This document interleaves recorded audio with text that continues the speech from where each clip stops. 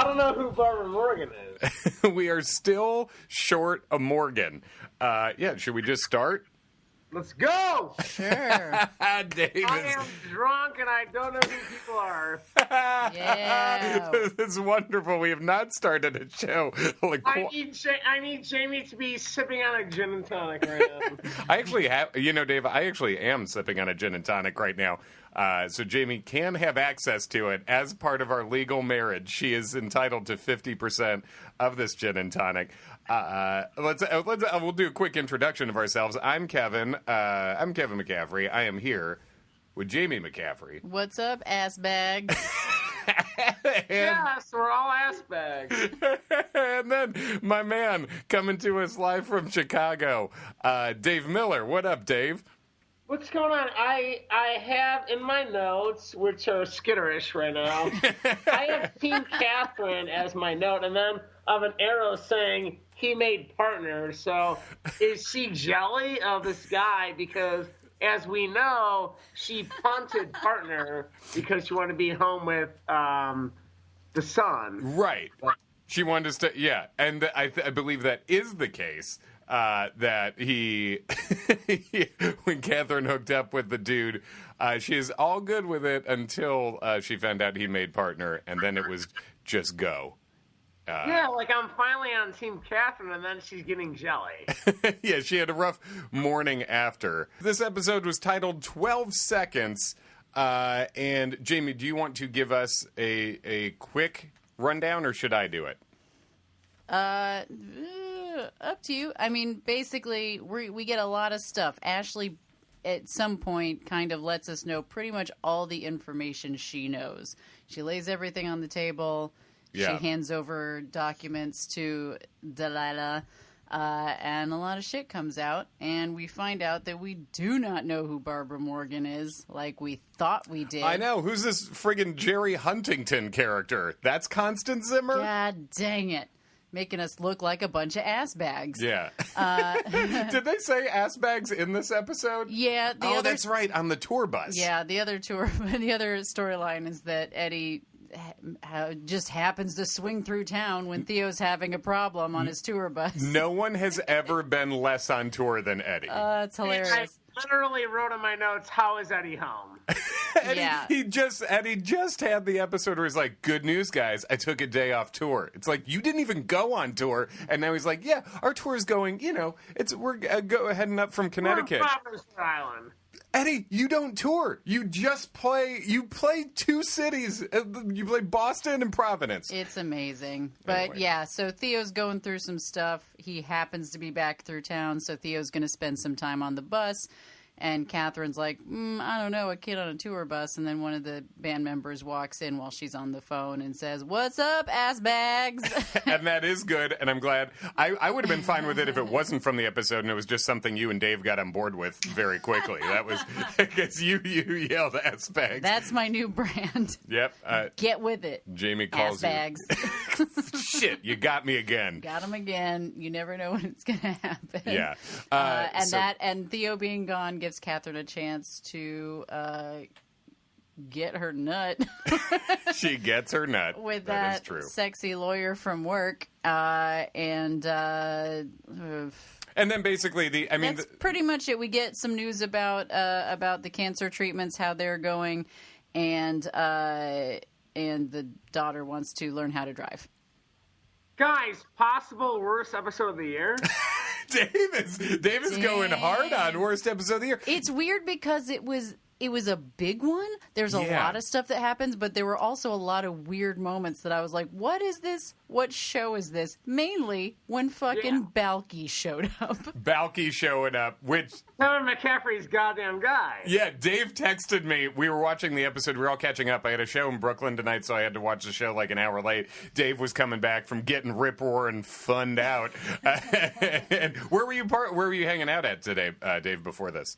There's an Irish bar. So, guys, let's I don't be believe honest it. Here. Yeah. Polar vortex. You guys are experiencing it right now. Shit, yeah, you were out in the Chicago this.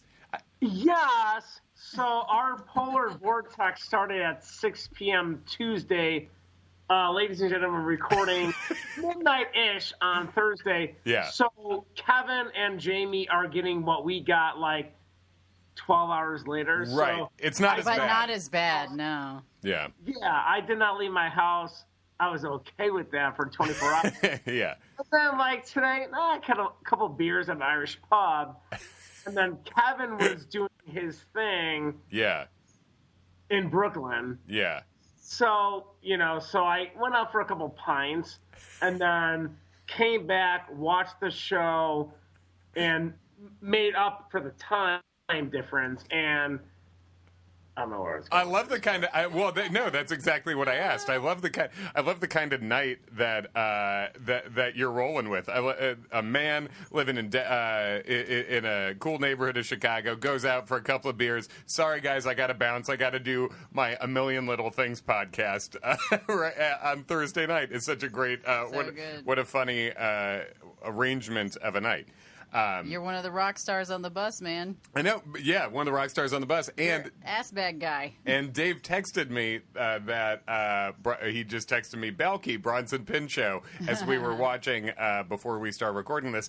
And Bronson Pinchot is my guy. First of all, he's a big Perfect Strangers guy back in the day when we were like 7. But then Standing tall on the wings of my dream. Yeah, I assume is that it? Baker. Yeah, Dave with cousin Larry. But I was also in a movie with him. I was in a movie called Virgin Alexander, directed by Sean Fallon and Charlotte Barrett, and I had like a relatively major role in this really fun indie film. And Bronson Pinchot is the villain in that film. So I hung out in Saratoga Springs while we filmed this for 10 days. And Bronson was there the whole time. And he was pretty method. He stayed pretty much in character. Not fully, but pretty much in character as this asshole he played in the movie. He was basically a pimp in the movie. And he did give me a hand job in the movie, correct? I think so. I should know I'm that. pretty sure that's canon, yes. Yeah, you don't really see it. There's a stall in between, but it's a comedy. So, but it's one of those glory hole comedies, you know. Then once I played Keith, leader of the Drunks, if you check it on IMDb. But he then once the rap party happened, or began really, once we wrapped shooting, he was the nicest guy in the world. He just he totally flipped. Funny. So he's Mr. Method. And in this, the Bronson Pinchot character playing Berge. Come on, he played in Beverly Hills Cop, which is this character. He played Serge. Yeah, it was and it's like, I'm not even mad at it. It's just that it just wasn't this show for a few minutes. Yeah, I was like, I'm not mad. I'm so like the Belky confused. stuff. I love and it was just like, it also reminded me that there was a time in the 90s where like there were so many comic actors that did that same sort of like, can't place it, vaguely Eastern European, but definitely not a real accent. Right. Like him, Viggo's assistant in Ghostbusters 2. Sure. Martin Short and Father of the Bride. That's a very similar. Just a lot of, oh, hello, how are we doing today? Yeah. And always this mispronouncing weird things, like it's Yeah. And again, I'm not mad at it. I'm just like, I can't. Now I'm thinking about that, and I'm like, why is there a problem with the wedding album? Well, and that happens I think like that, and then the driving subplot is really not a big. It's weird that the driving subplot came in an episode that has this much big stuff. Yeah. I think, because as when I think what we were saying before about it was just a like a strange episode. Mm-hmm. Like this is jumping. It was all the way. Perfect, strange. Perfect, episode. Strange episode. Almost. Got it. Very close. Stuck the landing, then broke her leg. And my leg fell off.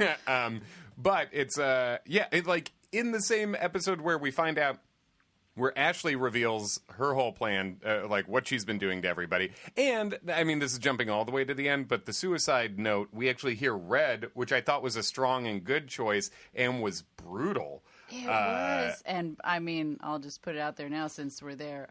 Fucking Danny with the stoic face, but big fat tears rolling down his cheeks. That kid can act. Danny can get it when it comes to acting. He sure friggin' can. Sure. Yeah, what's that?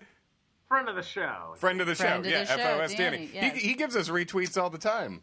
That guy. He's great. Super cool. Yeah, he actually apologized to the A Million Little Things audience for not live tweeting the show today, but he was I don't know, I think he was either filming a movie or at some award show or something. Kind of a humble brag, but I respect it. Dave's giving the Daniel Bryan yes points. You're forgiven, Danny. Hell yeah. This time. Yeah, nothing to forgive. But, so let's go. Basically, the main... I feel like, what I wrote under the Bronson Pinchot thing was, don't understand this, but I like it. As far as just popping in there. Basically, the entire Rome and Regina thing is that, like, they apparently have been trying to get their photo album from their wedding made for 4 years because Balky is very particular, and then they get it worked out, and then at the end, Regina says she would like Rome to go back on his meds because you're not just taking the pills for you, you're taking them for both of us. And that's it. That wraps up that entire storyline. Yeah, which is weird. I don't even understand how that relates to the photo book. They just they had some sort, it was a little forced. It was like, he worked out the problem with him. Jamie is taking off her hoodie I'm taking off a hoodie right now. Like the listeners can also. Oh, it's so sexy. Jamie To Balky. We'll say that again. I see Jamie disrobing. She is literally disrobing. She has a full T-shirt underneath. I did take off one of my 3 layers, so it's getting hot in her. Mm-hmm. So I'm taking off a third of my clothes. Mm-hmm. But it was like you really couldn't even follow it. It was like Rome was like, oh, I took care of it. We got the album. She's like, so you got him to see my point of view. He's like, I don't know. I just said I supported you. She's like, but you didn't even know what I wanted. And he's like, yeah. So it was the thing where she was mad at him for just unconditionally, just like saying, yeah, give her what she wants. But then she's like, but I've been doing the same thing to you. It was a very like convoluted way to make that Balky cameo fit into eventually her saying, I want you to take your pills again. So that was kind of dumb. Yeah, I thought I shoehorned in I thought she apologized for it, but I thought the thing, her getting mad about her saying, you didn't support me, you supported me, yeah, you had my back, because he said, yeah, I have your back. Mm-hmm. She said, yeah, but you didn't, I want you to agree with the things I was saying and to be supporting me because of that. That's a bullshit argument. That is, you don't automatically, you don't get to press a button and make your significant other agree with every opinion you have. That's a bullshit world that doesn't exist, and you shouldn't want it to exist because then you're not actually equals. This is the way I support. This is, and not just in significant other world, but I do the same thing with my mom. If there's a conflict or something, I fully and fiercely support her. In public there, but if she was on some bullshit, then afterwards I would be like, oh, that was bad. You shouldn't have done that. I'll have your back, but, So, and she did apologize for that at the end. Dave, were you given the point or no? I was not. Okay, cool. Sorry. I was thinking my broken English notebook. Great. Yes. But yeah, so let's get to the main storyline before we dive into the rest of the side pieces there. Side piece. Hashtag, I guess Eddie and Delilah were each other's side pieces. Which I think someone did. I just saw the tweet notification pop up. Someone that tweets us was like, something about, Katherine being a way better friend to Delilah than I ever would be. And it's like, yeah, man, I keep forgetting that Delilah stole her man. Like, how are you always in the same house together? Yeah. And it's like, I guess you gotta, but that's crazy. Yeah. The main storyline here, I guess, is figuring out what happens with the money, with the buildings that John owned in relation to the subway line. If the subway line opens, the buildings would be worth much more money. Then it turns into a real deal or no deal situation for Delilah, where basically she has an offer on the table for a bunch of money for these buildings, but she has to make the call before the announcement is made about the subway line. Because if the subway line happens, then the buildings are worth even more. She should wait. If the subway line doesn't happen, then they're pretty much effed, and she should have sold the buildings before that. So, yeah, it's a definite deal or no deal. Right. And then she bumps into who I think Dave, did you think that lady in the bathroom was Barbara Morgan? I absolutely thought it was. We all did too. Did. We referred to her as Barbara that. Morgan ? She couldn't get the votes. Yeah, Dave, I wrote Barbara Morgan - vote control ? That was all I knew that was going on. Oh yeah, we really jumped to a conclusion on that one, you guys. We did, and Like John off a building. like John unto a car. We jumped unto a conclusion.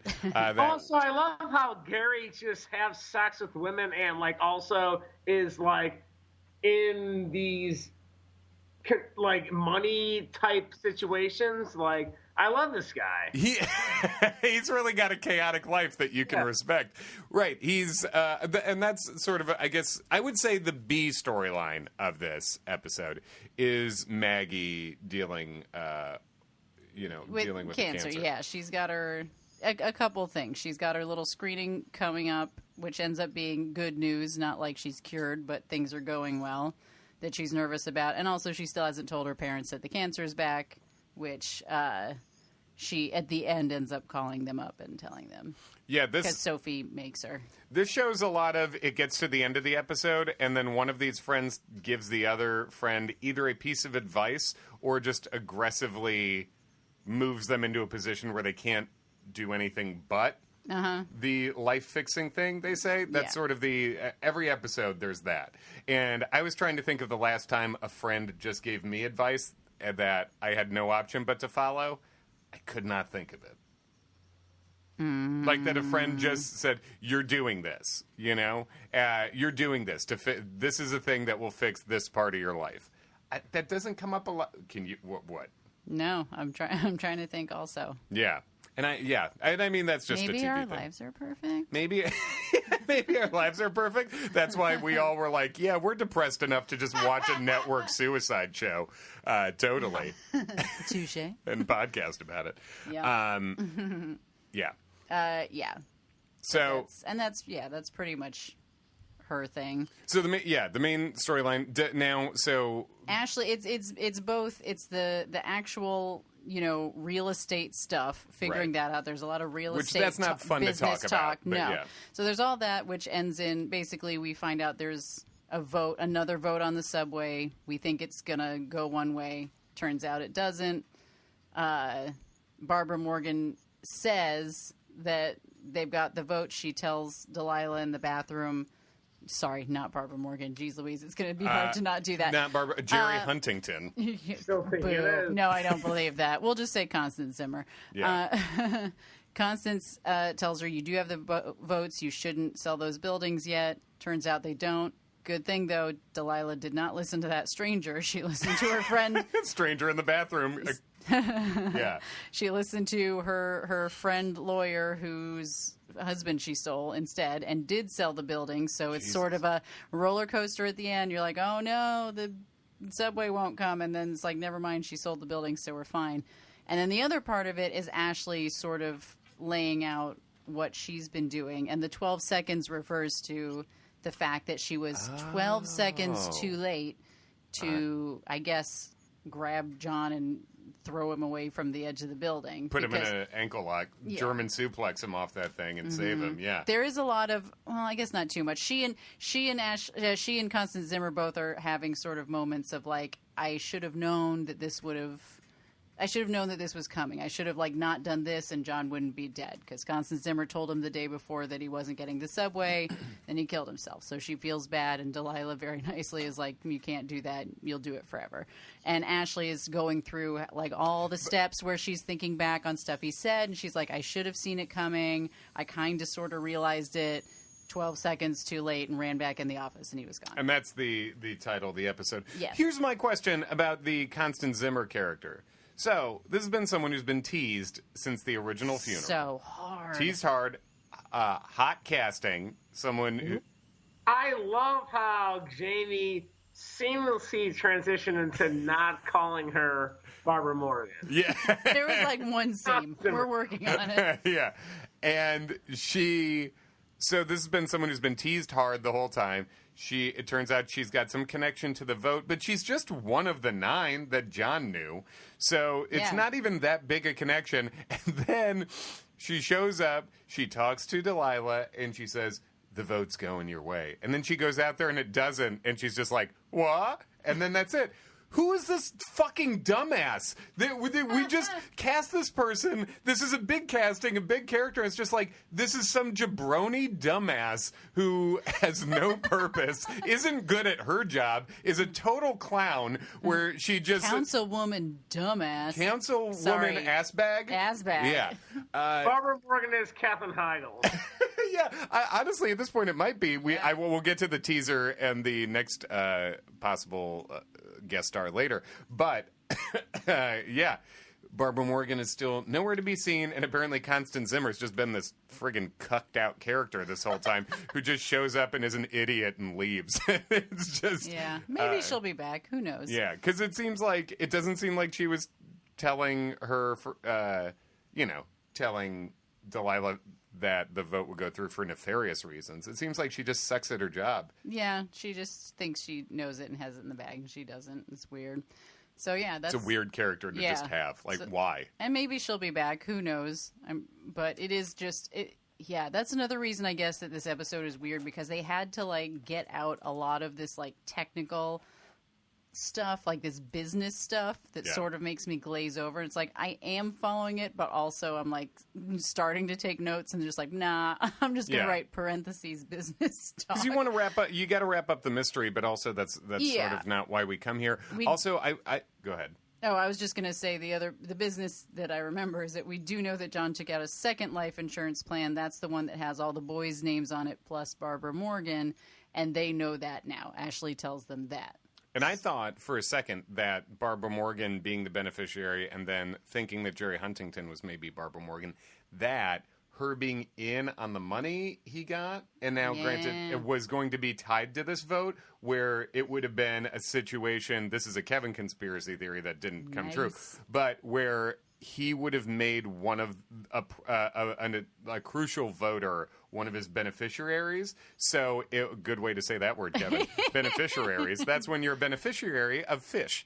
And thinking that basically they would have had to vote for the subway to receive money themselves. So sort of a sneaky back way bribe, I thought it might be. And now I'm considering doing that in my own life. I know. Since they didn't use let's just start taking out multiple life insurances on all of us. God, Rutledge, bitches.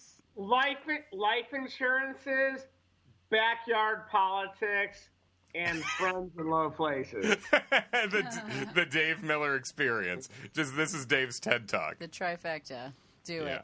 And after we find that out, then also Ashley gives Delilah the blue envelope labeled Delilah and says that John left this on the balcony. I should have given this to you earlier.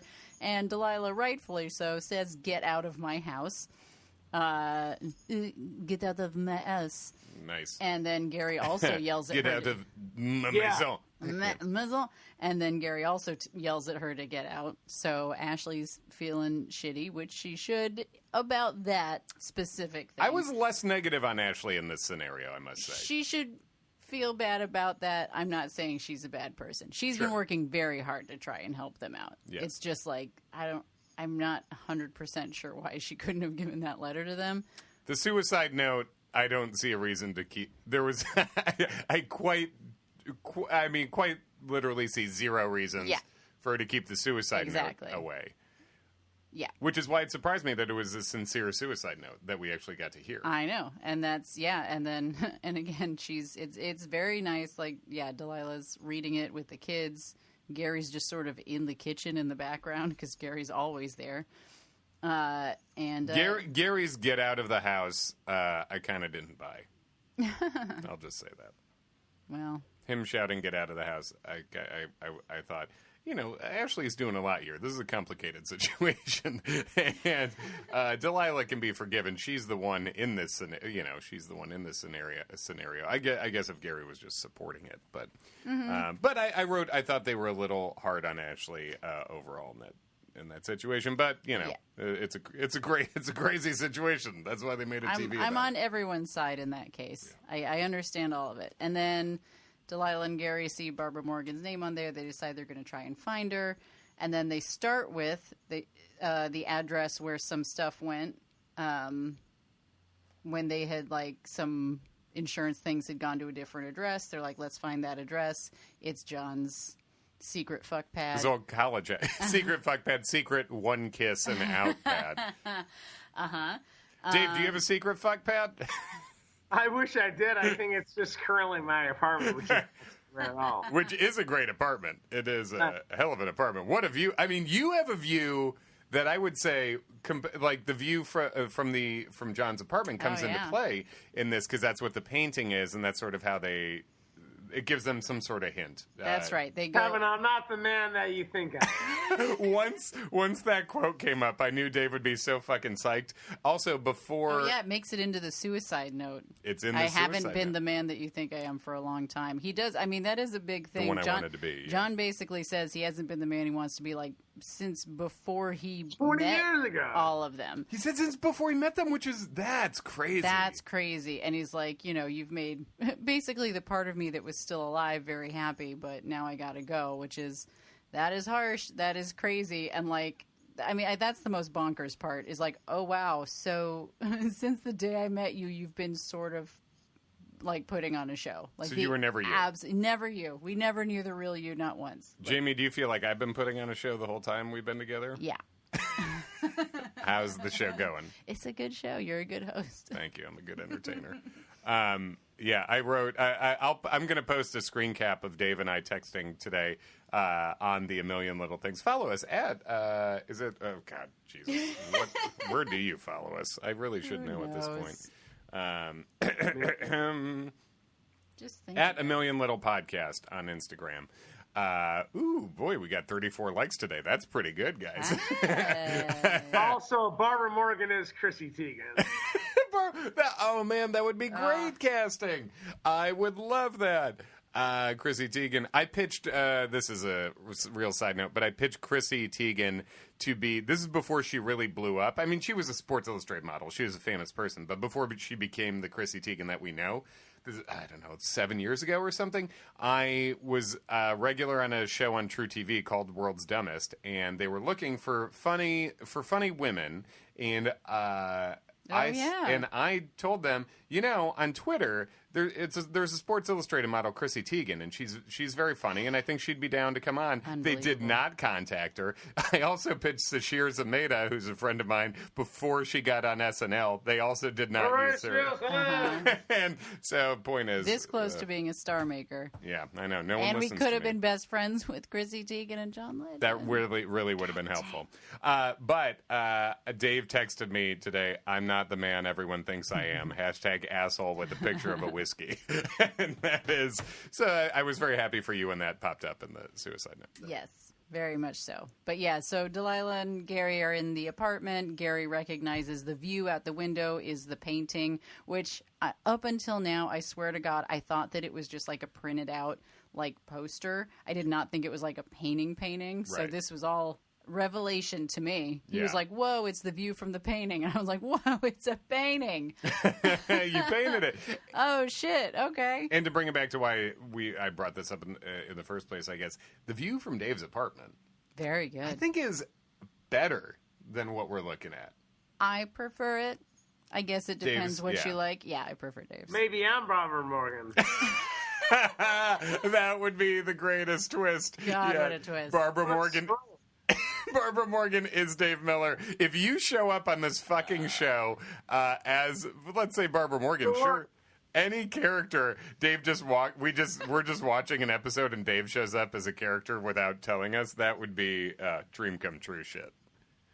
But I yeah. guess, yeah, that's officially my conspiracy theory, I guess. Nice. Holler at Miller_Dave, our one verified man on Twitter on this podcast, and maybe he'll show you his apartment. How great would that be? Oh, great. That'd be wonderful. Yeah. I will say I've been surprised how many listeners we have. Anyway. Yeah. Hi, guys. Thanks for listening and writing Thanks. reviews and stuff. It's Yeah. And then basically the Ashley thing wraps up. We see her. She's on the balcony. She's looking at where John jumped. And we think, and she's sort of on the phone with on speakerphone with Delilah and Gary, and she's sort of crying and saying she's so sorry. So it's like, uh-oh, is she going to jump? She's going to jump all the way to Barcelona. She's going to take a big leap to a place in Spain she'd like to go. So they fake us out a little bit, but she's hopping on a plane and running away to Barcelona. Good for her. She earned it. She's going to be smooching Lionel Messi in no time. Hell yeah. I cannot wait. Maybe she'll be high-key sneaky over there. Yeah. And then they... She leaves a little extra mystery at the end here, though. Huh? Right? She hangs up the phone without... She leaves you feeling that there's still something she's not revealing. Oh, yeah, I'm sure. Yeah. I think she'll be back. Mm-hmm. But she's going for now because everyone yelled at her. Yeah. After she tried really hard to save their house. Get out of my house. My house is the United States of America. That's my last note. I said Ashley, arrow to Europe. Yeah. That's my last note. So Mm-hmm. we have 4 episodes left, I think. Yeah, 4 episodes. 4 episodes left. So I assume we'll see Ashley again. Before. Oh, yeah, I would think so. I mean, I guess it's possible she's out for, like, the remainder of these episodes. Right. But They're playing fast and loose at the time here, I feel like. So. Mm-hmm. That's also true. Yes. But I think that wraps up the main storyline. So now we can just dive into a couple of the sides a little bit. Dave, do you have a side storyline you want to jump into? Any of the other characters first? No, I mean, I have Brom and Gary teaching Sophie to drive. I have... Right, and that's fine. Cute. Dave, how old were you when you learned to drive? And who taught you? So I was a May 7th birthday, so I'm trying to think. I was sophomore year in Hauser, Randy Hauser, Phil Hauser.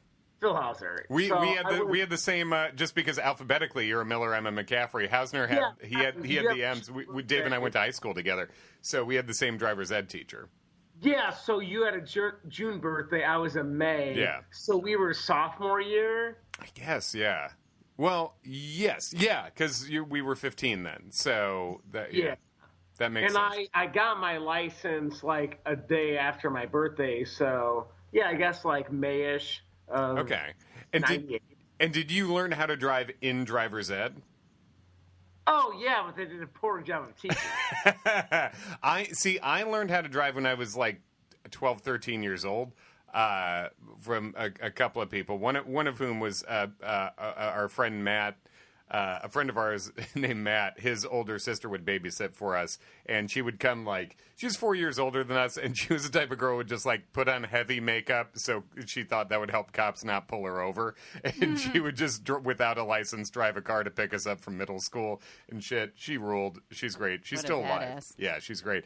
But she was one of the people. But yeah, so by the time I got to driver's ed, I just knew how to drive, and then the 2 other people, there was a guy named Murphy who was a gymnast, I think, Dave, from our high school. Bill Murphy, maybe? Yeah. Anyway, and a girl named Sabrina were in my car, and... I know Sabrina. Yeah, yeah, she had a great showing at our 10-year reunion. Our 20-year is next year. Whenever I wouldn't get to drive until they fucked up, and then Hausner would just be like, Kevin, take us home. When he was like, you just know how to drive, right? And I was like, yeah. I said, okay, fine. How about you, Jamie? Who taught you how to drive? My daddy. Yeah. I didn't learn how to drive till I was 18, I believe. That's later than I would have. Did you have driver's ed in your school? We did, but I didn't take it. I was too scared. I didn't get my... I respect that. Yeah. I think I didn't get my permit till I was 16 when I got my permit, and that's when I found out I needed glasses because you have to take an eye test. And they were like, you can't see at all. You're I was a like, mess. what the what? I know. That's why I should not have been on the road. I was correct. Jamie's Barbara Morgan. Maybe. That is a great call. Yeah, you're full of mystery for full sure. of mystery. Well, I was just too scared to drive. I was like, this doesn't make any sense that we can't.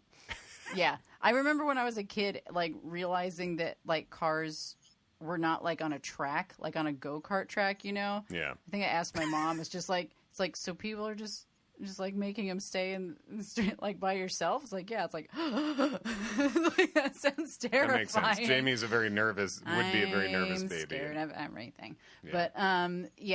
But so I went to college for my freshman year. Did not have a car. I was going to say, because you went to college at 17. So you're telling me you got driver's license at 18? Yeah. So the first year of college did not have a car. Just the old Mitts bus in Muncie, Indiana. Shout out to get me to big plug. That one's free. The Walmart. Next one you got to pay for. Mitts. Yeah, to get me and my friend to Walmart. And then the next year it was sort of like definitely I'm gonna need a car. And then especially when I started doing stuff with our college TV show and to drive back and forth. So I finally sucked it up, and I think I learned on my mom's van, and then had to learn how to drive a stick shift because the car that I inherited from my grandparents, like an early 90s Subaru Impreza with manual locks and windows, that you had to like crank down every time. You had to actually spin the wheels yourself. Yeah, yeah, it was. It was a Flintstone situation. One of them. That's why my calves are so buff. You do have buff calves. Yeah, great legs on this one. Short but great. So that's super late. We got a super early, a super late, and a right where you're supposed to do it. Dave, exactly at the right time. And even though I think I forget if we've covered on this podcast or a different one that we've done together, that I straight up bet Dave. I bet him money that he did not have his driver's license, even though I'm pretty sure I'd seen it. I think so. Yeah. Turns out he had it. So it's fine. Spoiler. So Eddie, I'll just run through these other ones. Oh yeah, we had a couple of Theos. Just not being on tour. Eddie is absolutely not on tour. No one's been less on tour. I was in Williamsburg, Virginia last week, and that's why this podcast was released late. I'm always more on tour than Eddie has ever been. For a shoot, kayfabe, whatever. Yeah. He tries to tell his band to be cool because his kid's going to be there. Yeah. Lots of rules. Yeah, he has a lot of rules for a guy who just took a week off 1 week into the gig and also is just like sober through his own mistakes. And I still don't even remember why he's on tour with these people. Are they in the same band or is he the opener? No, they're the Red Ferns because for today they're not the Red Ferns. They're the Wiggles. Which sort of doesn't make any sense, but kid friendly, he means, I suppose. But this I almost missed. But Theo runs in and into the bus, and Eddie's like, "You remember these guys?" And then Theo looks at one of the dudes, and he goes, "Greasy Keith." And then that's it. I wrote Theo could not be more back on his bullshit. Once again. Also, Jamie, how do you pick up on this? I feel like Jamie has 19 minds. That's a nice compliment.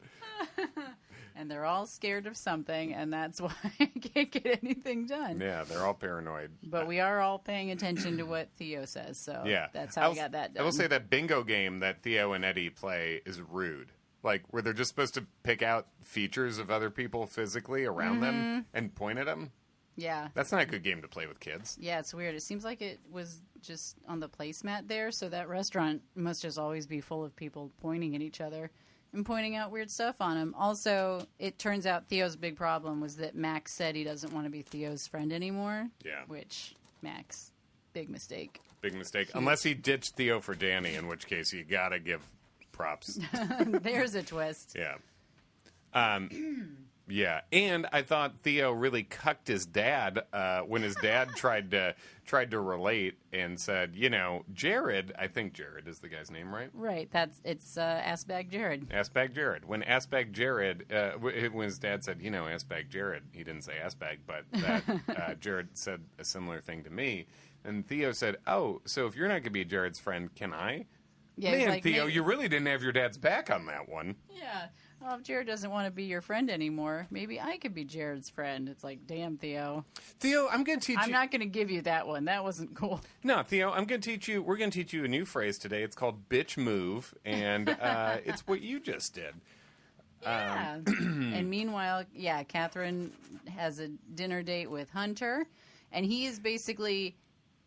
Oh, I was just going to say, Dave opened the podcast getting into the Katherine dinner date with the guy stuff, right? Mm-hmm. Yeah, I have Katherine-guy, and then hashtag Team Katherine. Team Katherine. That's the summation. Do you have any other thoughts about that interaction?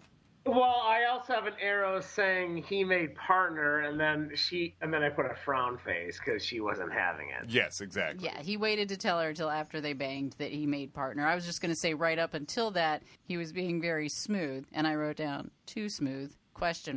And I realized that they basically write him like he's basically a human, like, hey girl meme. Yeah, because it's all just like, hey girl, if you're not feeling it, let's go slow. And she's like, okay, and then, bangs him. He's like, hey girl, I'll wash the dishes with you. It's just like, it's getting to be a little much. Not that any of this is a thing that a normal person wouldn't do, but it's a vibe. He's just a little bit two-dimensional, and he's sort of just like, it seems too perfect, and then he goes and, says he made partner, didn't tell her till after they banged. Also, the morning after they're eating breakfast, she has food on her face, he picks it off and eats it. And I don't know if that's supposed to be sexy. I think it was, but I just was like, ew. I do not think that's sexy. I immediately turned to Jamie and said, is that sexy? And I said, yeah, I had written down sexy ? Because I don't think so. Yeah, let me try to work my way back through the points you were just saying. So, yeah, he's a hey girl meme. He is. I think, Dave, how do you feel as another straight man? Can you how good are you at knowing when dudes are attractive? I think I'm slightly below average at it. I sometimes can't tell, but with this guy, I'm like, oh, I get that this guy's like, quote unquote, this guy's hot. I get that. You know what I mean? Yeah, I mean, like a guy like that is definitely attractive. If I was talking to a girl who I thought I had a chance with, I'm putting it out there, I'd be uncomfortable knowing that there's a chance I'm going to lose out. Yeah, I think that's a great way to put it.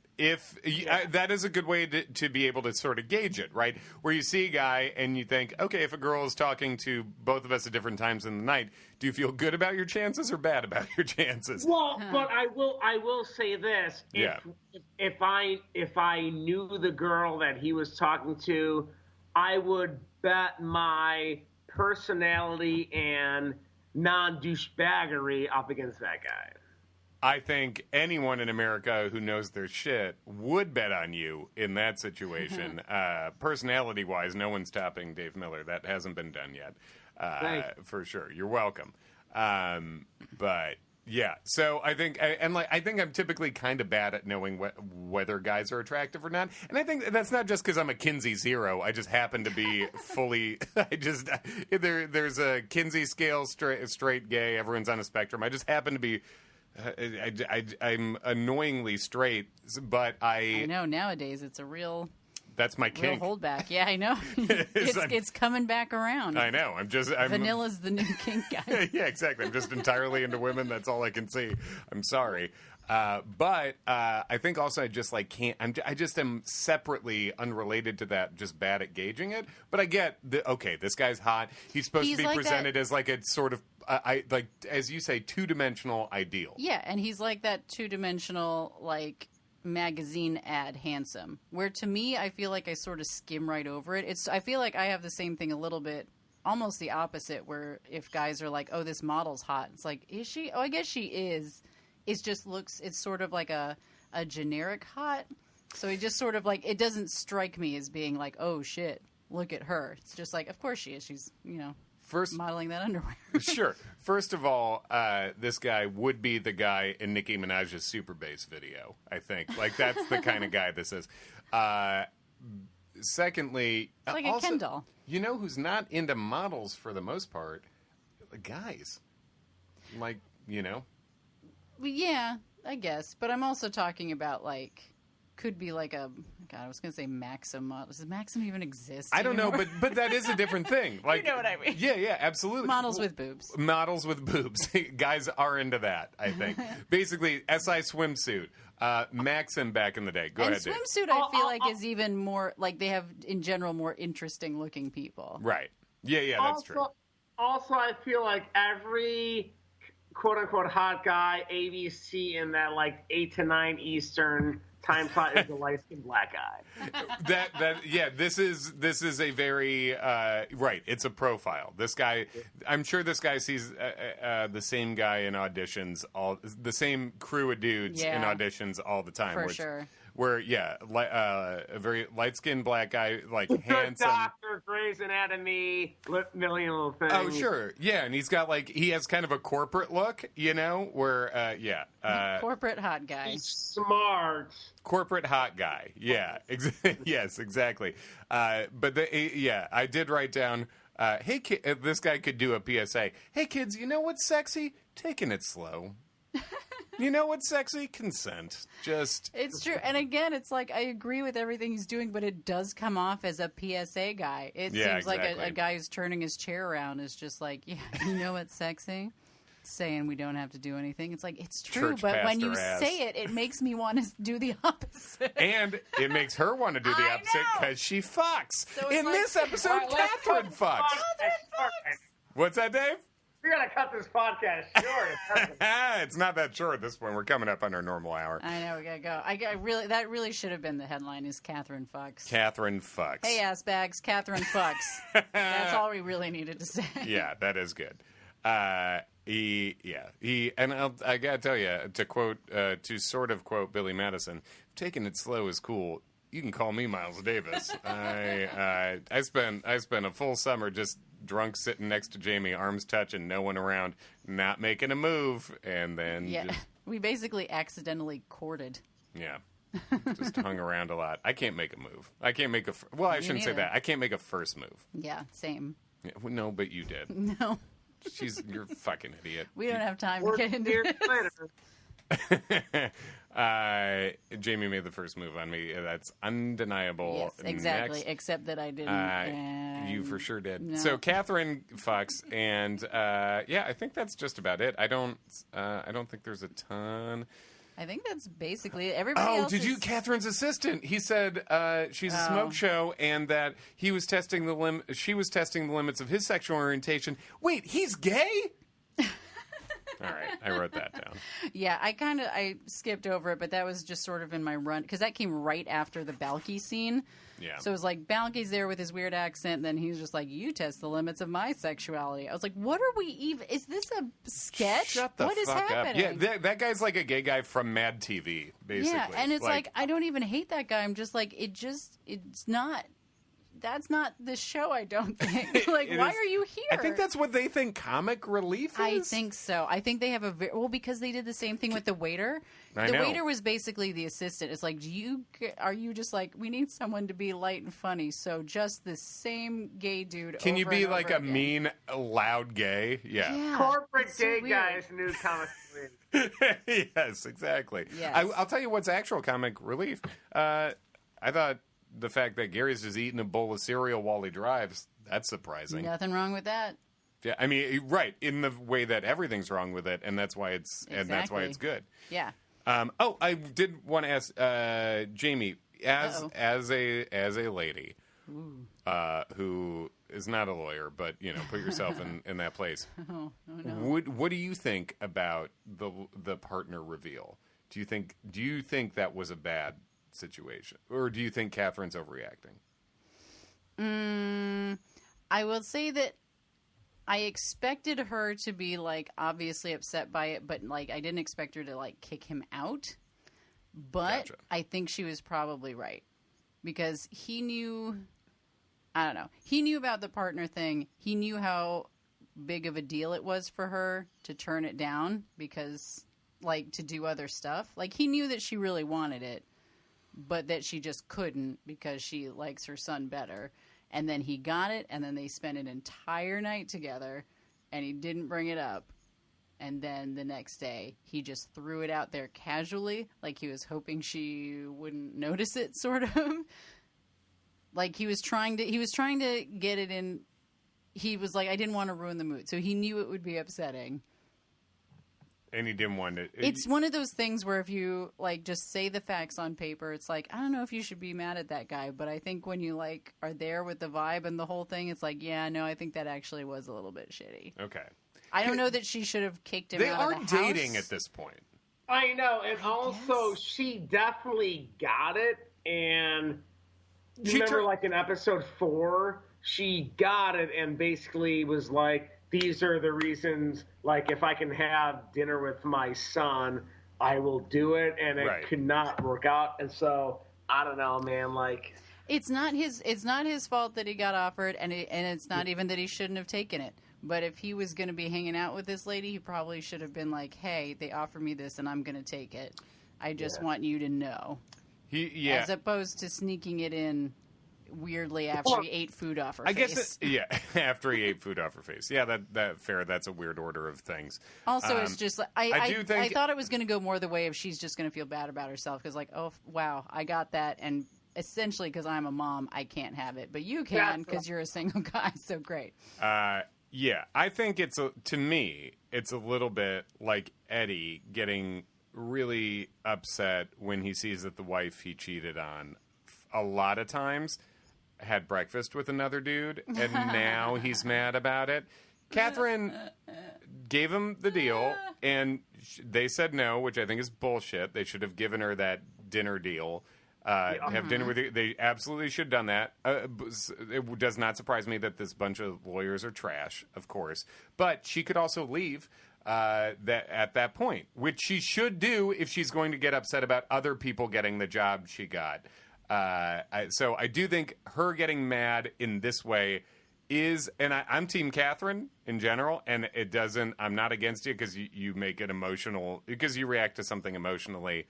That may not be fully thought out. That's how humans are. But I do think he timed it wrong. I don't think it was super nefarious the way that he timed it. I think he thought, like, we are having a good night. I don't want to ruin stuff now. Things are what they are. And then she's just like, you got partner and didn't tell me? Someone was going to get partner at some point. Once you got it, once you said no, someone's going to get it. I'm sorry. That's the world. Yeah. Would be my take. I think part of it also is just like this being an actor and not a real person. I'm like, okay, so is Wait, what? Huh? Yeah. It's like, okay, so was I getting weird vibes from him because he's supposed to be a little bit shady? You know what I Right. mean? 'Cause Yeah, really, yeah, I'm like, totally. oh, he's a little too dimensional. He's a little too perfect. He knows how to, like, make her feel like it was her move to make a move, even if it maybe wasn't exactly. Right. So I think that's more of it, is, like, there was a weird vibe. So it's like maybe she's smart and she like, thought that before, and now she's like, fuck it, this isn't worth it. Right. But I think in real life, it's probably just, she's feeling a bit vulnerable. Sure. She's just finally boned a dude, and then he's like, PT dubs, which is, By the way. by the way, Yeah. I got the job you wanted. Anyway, you want to put some more food on your face so I can eat it? And it's like, whoa. Right. So she definitely needs a fucking minute. And again, like, I was not expecting her to, like, throw him out. I thought it would be more of, like, a quiet, sad, like, I need a minute. Yeah, no, I think that does make sense, because even if he's not at fault here, the way he presented it, like it's nothing, that is not connected. Yeah, I think it for seems the way shady. he presented that, where it's like, oh, also I got partner, and I know you were offered that, but it's cool, right? He should have made a bigger deal about it. He should have presented it like, look, this is a fucked up situation. I don't know. I don't know a good way to say this, but I also don't know what other choice I really had. Exactly. Right. She shouldn't be mad that he got it and took it. It's just how it all shook out. Right. Yeah. Dave, any other thoughts on that thing? On the No, I'm still. You're right. You really sold me on the Catherine angle. I was kind of team. Hashtag that guy. Hashtag that guy is trending worldwide. No, but Follow like us at 1,000,000 podcasts. Not even anti that Speaking guy, of but trending, yeah. no, the way you guys spelled it out though, he knew what it meant to her. So. So the last thing I'm going to say, the last thing about this episode before we head out, shut it down and go the next week. Basically, the Maggie thing. So Maggie's situation about not telling her parents that the cancer had come back, and then she and Gary are headed to the hospital. And she looked hot this episode. I'm sorry. I think she did. She looks And hot. Gary's loving the wig, the pink wig. Yeah, what are opinions on the wigs? I like it. Fella and lady. She looks hot. Everyone's into the wig. She can do the pink. It's very good. Jamie, if you had to go wig, what wig would you do? You know, I might go with like a pink. I feel like initially you try to do like a natural colored wig, but I feel like Right. those just end up looking like wigs. So you might as well do something weird. And now Right. it's just a look. Yeah, totally. It's Particularly- intentional if it's like blue or pink or something. Yeah, particularly if I didn't have eyebrows, that would be a big problem. So then I would just kind of give myself a Tyra makeover, and where she makes people look like aliens for the sake of modeling. And Sure. you're like, I guess this is it. Start looking at old top model episodes and pick out some weird looks. Nice. Go with it. Dave. Short redhead for Jamie. Short Thank red. you. Short hair, red hair. I'll do it. Short red hair. It'll be a fifth element, sixth element. Fifth, How many elements? I believe it's the Fifth Element. You know. Is the movie. Haven't seen it. No, there's a redhead. Dave, if you had to go wig, as our the member of the show who is the closest to bald. I mean, if I had to go wig, I'd go. See, you've made the choice to not go wig, and it Yeah. works. Yeah, that would be. I wish it would work for me. I've been taking pills to not go bald for like 10 years just because I would look. Dave, can you imagine me bald? Absolutely not. Yeah, I can't either. No, you'd be a good-looking man. Well, thank you very much. But I'd go Sam Donaldson. Like, I used to have a part. Like, I knew you in middle school, but we were like that close friends. we had the one I year have- where we had the same homeroom in middle school. Yeah, but I always had a part. So, like, ABC News, Sam Donaldson. I need a part. Nice. I okay. of all fucking names I to don't- come up. that Not Dave's lying. dropping Sam Donaldson. Yeah, I go nerdy. I am joyful about Sam Donaldson is Barbara Morgan. that. Sam Donaldson is Barbara Morgan. I will say, so yeah, she eventually tells her parents. Sophie hooks her up with that after I wrote down wig game on point. And then I really related to her when she's going through this stressful thing, and Gary's sort of overcompensating, being silly and goofy, and he's probably doing that for nice reasons, right? He's trying to distract, whatever. The me type, when people are doing a bunch of bullshit, talking a lot right before something stressful, I hate it.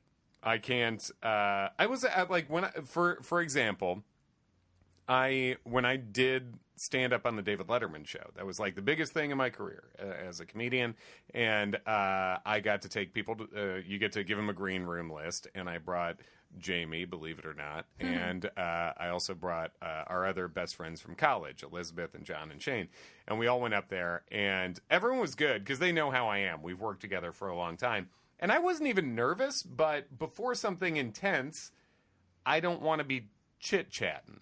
So You're anxious to get up there. yeah, so I'm just in my suit in this green room, not talking. And then, like, I think John, what was it? John was like trying to keep it light a little bit. Our friend John was doing this Gary move, basically. Oh yeah, a little bit. Not as hard. No, but yeah. not over the top. Yeah. You're just throwing it out there to see if you'll bite, and if not, it's like, all right, I'll try again. Yeah, in a and then at few the end minutes. it's like, oh, we'll probably, I don't know, maybe we'll be fun when this is over. It's like, yeah, exactly. That's when it is fun. And so I totally related to Maggie being annoyed about Gary's, like, I'm being so quirky right now. Yes, for sure. It's Yeah. a lot. Yeah. It takes too much energy to smile and nod like you're enjoying it if you're not. Yes. Yeah, that's all I had to cover. Anyone else have anything we missed here? Preview for next week, we're going to Barbara Morgan's house, and fucking Drea DiMatteo's there. Yes! That's a big get at the end of the season. Adriana from The Sopranos seems to be, if not Barbara Morgan, Yeah. I mean, she's Barbara Morgan or Barbara Morgan adjacent. Yes. But that is that for me. I'm very excited about Drea DiMatteo. Kevin's watching The Sopranos now, so I am. I'm binging The Sopranos. marked for the out first for time. that Yeah. pop-up. She's great. First Balky, now this. Balky, Don't they know Adriana. you're already watching? Yeah, I'm in. You got me. Dave, any thoughts? Any closing thoughts for this app? I don't know. Maybe Balky is Barbara Morgan. That's a great way to go out. I don't know, maybe Belky's Barbara Morgan. Follow us on Twitter at A Million Podcast, on Instagram at A Million Little Podcast, and please give us hit us up on iTunes, give us a rate and a review. Some of you've already done that, and we really appreciate it. Email us at amillionlittlepodcast@gmail.com if you think we missed anything or if we got any of these takes wrong. Let us know. We'd be happy to address them next episode. All right. Yeah, or right. If you just want to say, hey, you know what? You're doing a good job. We'll take that too. And I think that's all we got. Cool. A million little bye, ass bags.